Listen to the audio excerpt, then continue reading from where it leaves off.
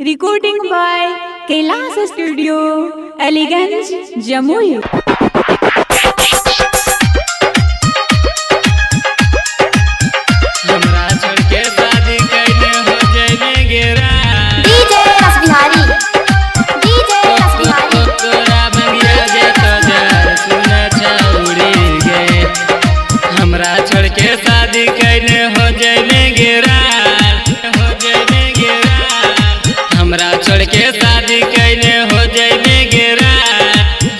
छौड़ी का कहने सुन के छौड़ी का कहने घरवा जे तो जार सुना छौड़ी गे तोरा भतरा जे तो मार सुना छौड़ी गे तोरा पिलुआ जे तो पार सुना छौड़ी गे तोरा मंगिया जे तो जार सुना छौड़ी गे। डीजे रस बिहारी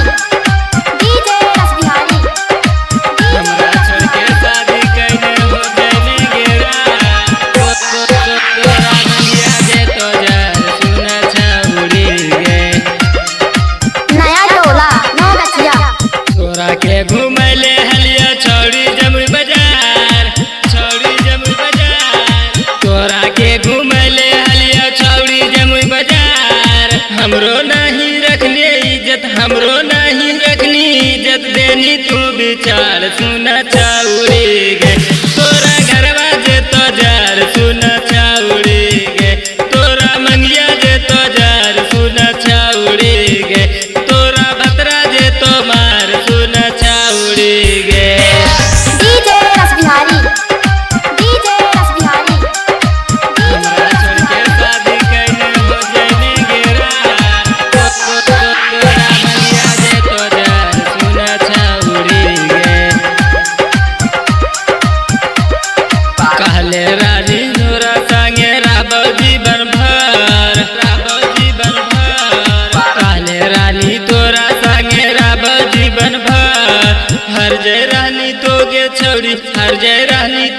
छौड़ी देने हमरा बताई सुना छौड़ी गे तोरा मंगिया जे तो जार सुना छौड़ी गे तोरा मंगिया जे तो जार सुना छौड़ी गे तोरा भतरा जे तो मार सुना छौड़ी गे। डीजे रस बिहारी हमरा छोड़ के शादी कैने हो जाने गेरा तोरा मंगिया जे तो जार सुना छौड़ी गे। नया टोला नौगछिया राइटर मुकेश कह छौड़ी बतिया लेगे राइटर मुकेश कह छौड़ी बतिया लेगे दीपका छौड़ा छोड़तौ नहीं